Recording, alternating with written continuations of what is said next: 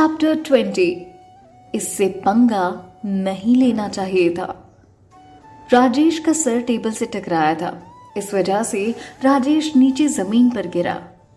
राजेश का सर जोरों से घूम रहा था। पापा! प्रखर चिल्लाते हुए राजेश को गिरने से बचाने के लिए भागा। राजेश का सर घूम रहा था और उसकी आंखें बंद होने वाली थी। माहौल उस वक्त तान्या और प्रखर के लिए बहुत डरावना था। तान्या भी उसके पीछे पीछे भागी और उसने प्रखर से कहा, प्रखर तुम एम्बुलेंस को फोन करो। प्रखर डरी हुई आवाज में कहता है, ठीक है दीदी। और उसने अपना फोन निकाला, हॉस्पिटल फोन करने लगा। इतनी देर में तान्या राजेश को संभालने की कोशिश कर रही थी। उसे फर्स्ट एड की कोई जानकारी नहीं थी, पर उसने राजेश को टेबल पर लिटाया और सोचा इससे उसे सांस लेने में आसानी होगी।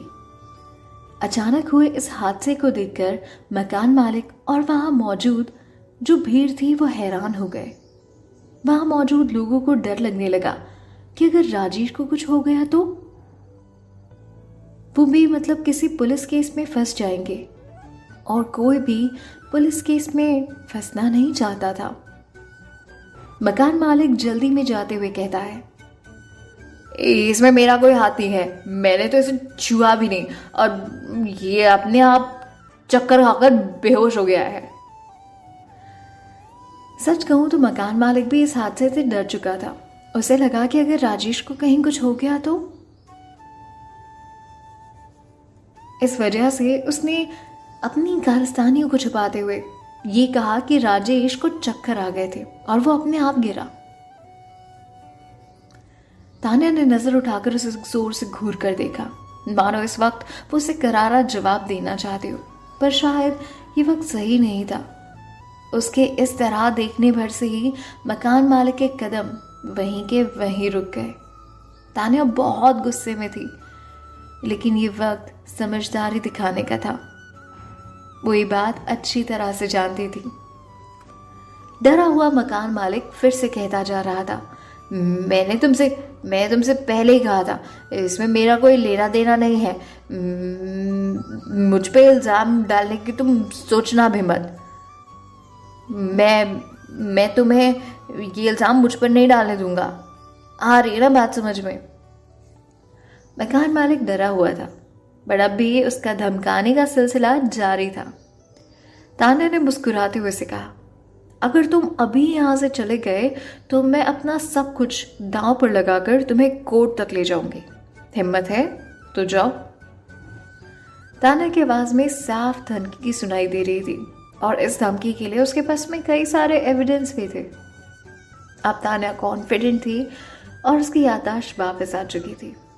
मकान मालिक उससे और बहस नहीं करना चाहता था, पर तान्या ने उसे नजर फेर ली।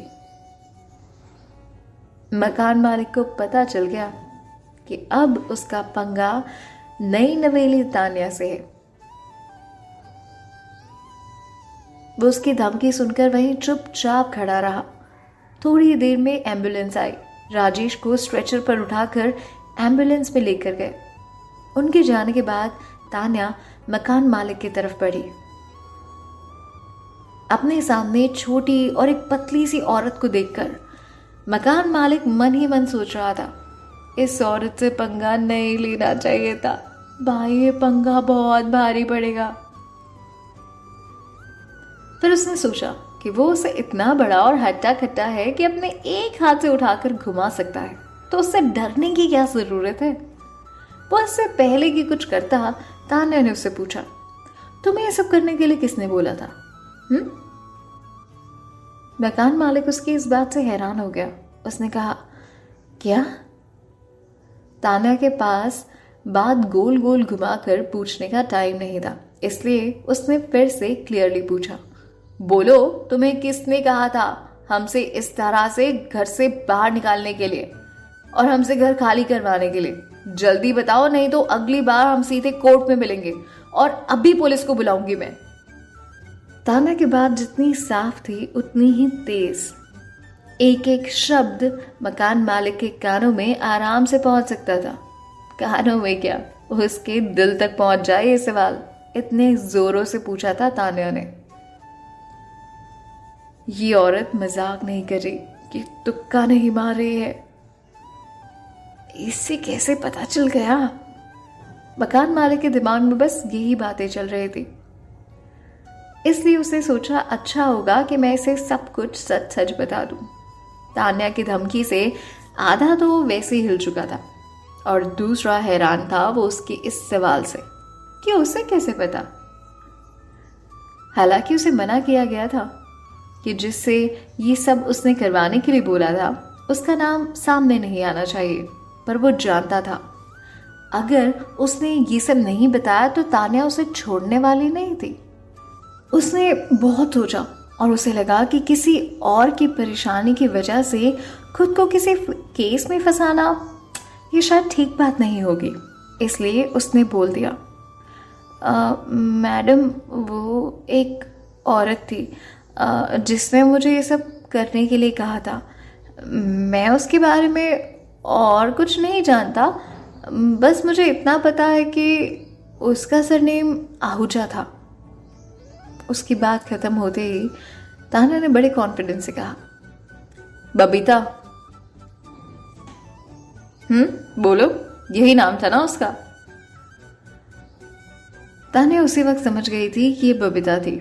उसने पहले से सोच रखा था कि वो इस औरत से बदला जरूर लेगी, पर पहला बार बबीता ने कर दिया था।